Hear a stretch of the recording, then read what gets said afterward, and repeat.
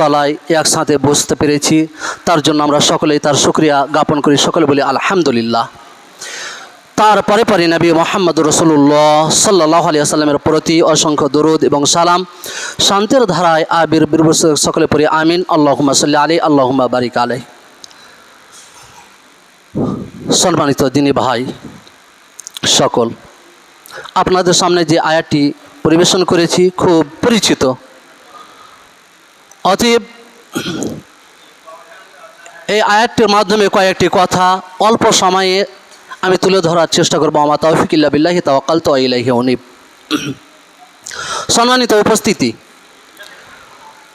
আল্লাহ তাআলা মানুষকে সৃষ্টি করেছেন তার ইবাদতের জন্য।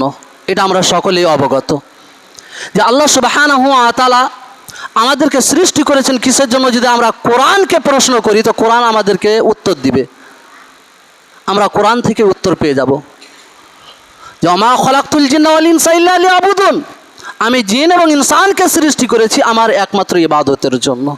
কোরআন থেকে আমরা স্পষ্ট উত্তর পেয়ে যাব। এবং হেদায়েতের জন্য নাজিল করেছে কোরআন, আর কোরআন মানুষকে দিক নির্দেশনা সঠিক পথ দেখানোর জন্য। যেই কিতাব একমাত্র আমাদেরকে সঠিক পথ দেখাতে পারে, সঠিক পথের দিশা দিতে পারে, সেটি হচ্ছে কিতাবুল্লাহ এবং ওয়া রাসূল।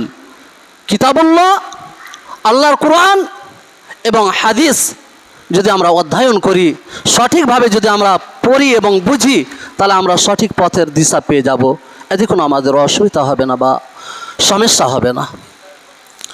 তো মহান আল্লাহ তাবারক ওয়া তাআলা তিনি বলেন ইয়া আইয়ুহাল্লাযীনা আমানু, এখানে সংবোধন করে বলছেন ঈমানদারদেরকে, হে ঈমানদার গণেরা, হে বিশ্বাসী গণেরা, তোমরা যারা ঈমান এনেছো, যারা একমাত্র আমাকে আল্লাহ বলে ওয়াহদাহু বলে স্বীকার করেছি, আতিউল্লাহ, তোমরা আমাকে মান্য করো, ওয়া আতিউর রাসূল, এবং রাসূলের অনুগত্য করো, ওয়ালা তুবতিলু আমালাকুম, তোমরা তোমাদের আমলকে নষ্ট করে দিও না, বরবাদ করে দিও না।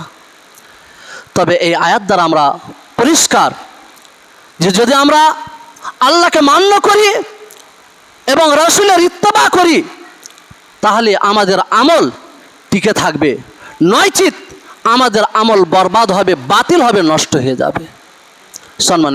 সম্মানিত উপস্থিতি, তবে বুঝতে পারলাম অনেক সময় নেকি আমল বরবাদ হয়ে যায়। আপনি গাড়ি ইবাদত করেছেন, নেকির পাহাড় তৈরি করে রেখেছেন, কিন্তু সেখানে যদি আপনার শিরকের যদি ছোঁয়া থাকে, যদি শিরকের আপনার আঁচ থাকে, তবে আপনার ওই গাড়ি পাহাড়ের সম পরিমাণ নেকিও আপনার নষ্ট হয়ে যাবে, ওই নেকি আপনার কোনো কাজে আসবে না। তবে শিরক একটা মারাত্মক, এবং আমরা দেখি যে যারা ইবাদতের দিক দিয়ে নিজেকে মনে করে আমরা অনেক এগিয়ে আছি, তাদের মধ্যে আবার শিরক ঢুকে আছে। যারাকে আমরা দেখি যে বিশাল বিশাল মাথায় টুপি, পাঞ্জাবি, লম্বা লম্বা জুব্বা, ইবাদতের দিকে মাশাআল্লাহ আমরা বলি, তাদেরকে ইবাদতের দিকে আমরা পারবো না, কিন্তু আবার তারা মাজারে গিয়ে, পীরের কাছে গিয়ে, দরবেশের কাছে গিয়ে সাজদা করে, মানত মানে। তবে তারা আপনার ওই 5 কিলো দুধ বা 1 কুইন্টাল দুধের মধ্যে যদি একটু লেবুর চিপা দিতে গেলে দুধ নষ্ট হয়ে যায়, তেমনই পাহাড়ের পাহাড় আপনার নেকি করে রেখেছে, কিন্তু সেখানে শিরক ঢুকে আছে, যার কারণে সেই নেকি বা সেই ইবাদত তাদের কোনো কাজে আসবে না। সম্মানিত উপস্থিতি, তবে আমাদেরকে সেইভাবেই চলতে হবে যাতে করে আমাদের আমল বরবাদ না হয়ে যায়। এটা মহান আল্লাহ পাক রব্বুল আলামিন আমাদেরকে মেসেজ করে দিচ্ছেন। মে ইউতিল্লাহ ফাকাদ আতা আল্লাহ, যে ব্যক্তি রাসূলের অনুগত্য করলো সে আল্লাহর অনুগত্য করলো। তবে রাসূলকে মেনে নেওয়া মানে আল্লাহকে মেনে নেওয়া, রাসূলের অনুগত্য করা মানে আল্লাহর অনুগত্য করা। অতএব অবশ্যই আমাদেরকে রাসূলের অনুগত্য করতে হবে, তাকে মেনেই চলতে হবে।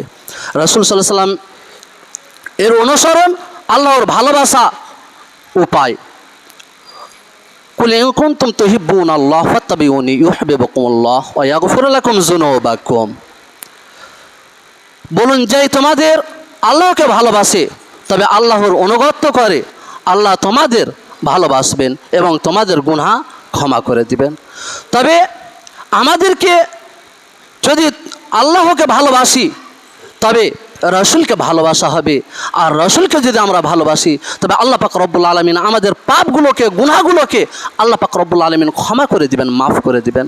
সম্মানিত উপস্থিতি, তবে আমাদের অবশ্যই আল্লাহ এবং তার রসুলের অনুগত্য করা উচিত, আল্লাহ এবং তার রসুলকে মেনে চলা উচিত।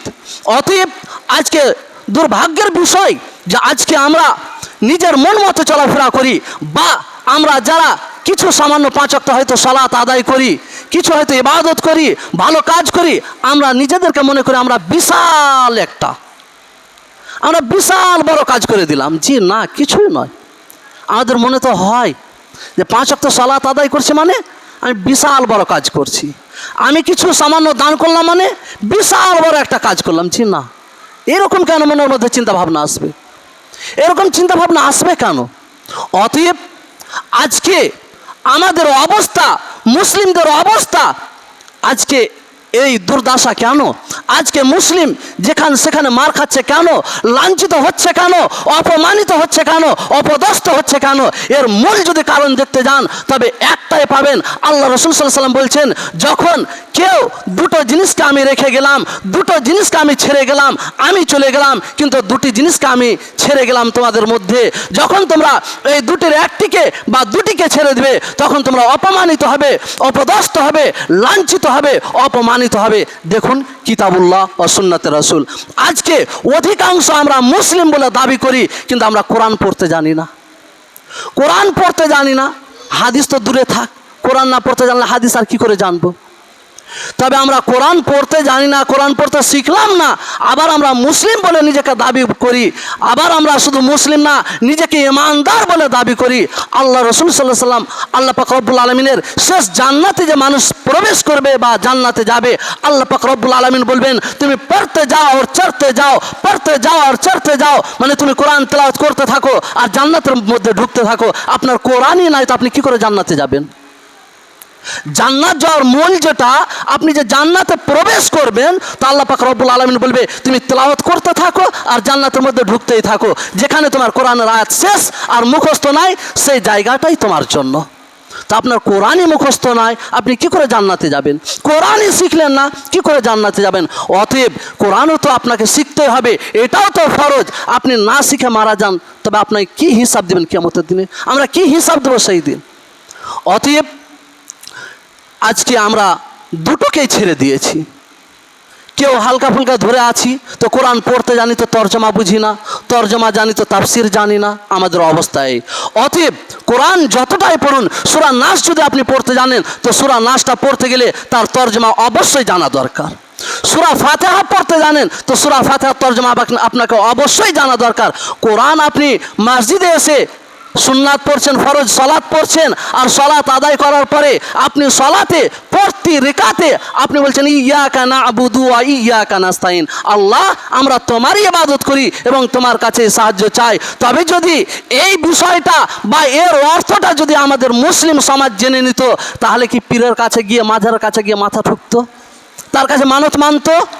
কিন্তু 5 ওয়াক্ত সালাতে অন্ততপক্ষে 17 রেখাত অন্ততপক্ষে সূরা ফাতিহা তেলাওয়াত করছে, আর এই কথাই সেই বলছে যে ইয়াকা না'বুদু ওয়া ইয়াকা নাস্তাইন, আমরা তোমার ইবাদত করি আর তোমার কাছেই সাহায্য চাই।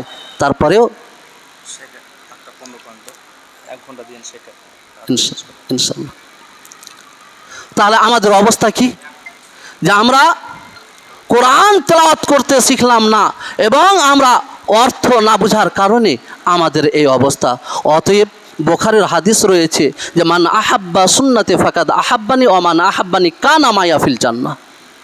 যে ব্যক্তি আমার সুন্নাতকে ভালোবাসলো সেই ব্যক্তি আমাকে ভালোবাসলো, আর যেই ব্যক্তি আমাকে ভালোবাসলো আল্লাহ রাসূল বলছেন সে আমার সাথে জান্নাতে প্রবেশ করবে।